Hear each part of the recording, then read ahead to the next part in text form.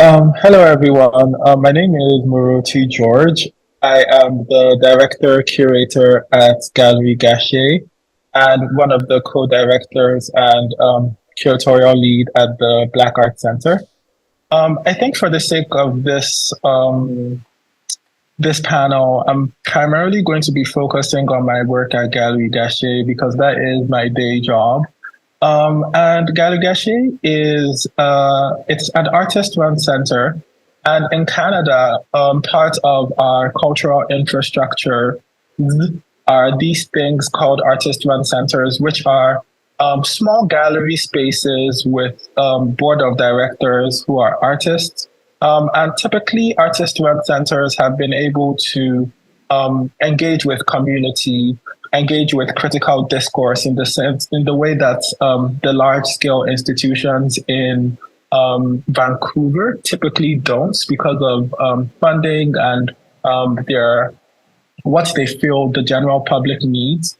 And artist-run centers themselves developed out of a need in Vancouver, particularly, to have cultural spaces and gallery spaces where artists can show. Gachet is a very special one in particular in the sense that it essentially emerged out of a mental health crisis here in Vancouver, Canada. Gachet is located in the downtown east side, which is home to a large number of Vancouver's marginalized and dispossessed peoples.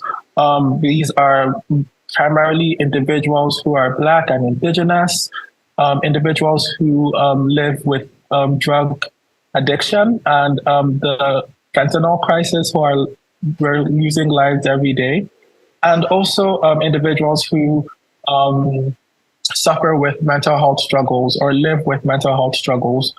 So the gallery essentially emerged as a collective about 30 years ago. And it was collectively ran by artists who lived with mental health struggles. And they were programming shows by themselves. They were working with one another to run the space with the help of a few staff members. But unfortunately, the collective model didn't work primarily due to funding. There was a cut of funding from Vancouver Coastal Health, which is it is essentially a health granting body. They support hospitals and community projects like this, and like Gachet. And because of this funding cut, Gachet had to essentially pivot our model to function as a typical gallery in that sense, so that we could get funding from the Canada Council, which is our arts funding body, as well as BC Arts Council and different arts funding bodies. And part of the reason that the collective also broke down was unfortunately due to issues pertaining to race in the collective, as well as just a general lack of community within the collective model and engagement with the community we're in the downtown east side. So it was around this time that I was hired as the director curator for Gachet. And primarily a large focus for me has been to try and combine lived experience in every way that it presents itself. So lived experience through theory, lived experience through practice, all the while trying to engage with our positionality within the downtown east side. The downtown east side right now is more or less a bit different from how it was when Gachet first emerged, in the sense that as opposed to two artist-run centers and gallery spaces in the downtown east side, there are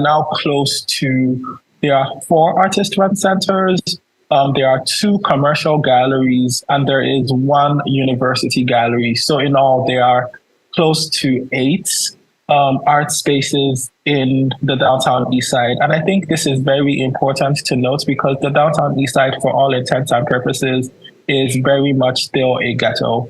And it's Gachet coming in here and understanding the stakes of being in this place as an artist-run center, noticing how Gachet could act as a force of gentrification alongside the other art spaces and gallery spaces in the downtown east side. It was essentially my prerogative to speak to the gallery's positionality within this place, but also to kind of extend an invitation to the residents of the downtown east side, and the people who call this place home and don't leave when their job is over, like I and the other artist gallery spaces in the city do.